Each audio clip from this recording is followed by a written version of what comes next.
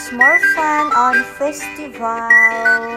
So, ang saya-saya lang namin dito noong festival ng Kulumulok.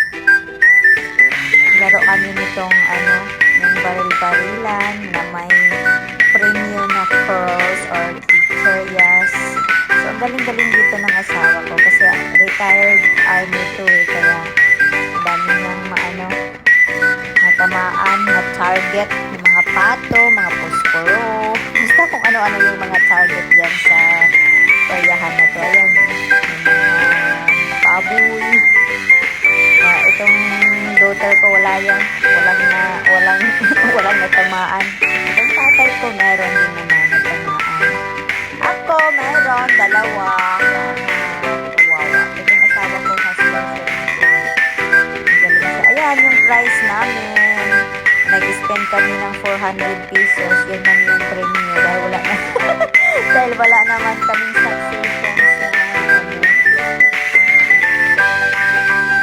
na nagtamaan. Ayan, kawawa naman. Itong 400 pesos and then chichorias lang. Anyway, it's not so serious naman. It's just for fun. Alam naman, pagsayahan, diba? Ayan, mayroon kami chichorya ulit. So, serious ng tatay ko. Buti lang naman kumutan na. Ito si Sander. Ayan. Sander, go, go, go! Para may chichorya. Ayan, yung brother ko. So, diba? Family bonding.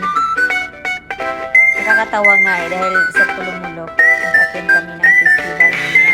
Dumala kami ng festival nila. But dito sa Davao,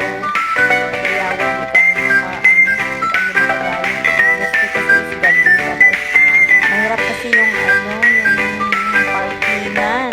Pagdadala ka, Diyos ko, magdala ka sa sakyan. So, wala. Sa Kulumulok kasi is iniwan namin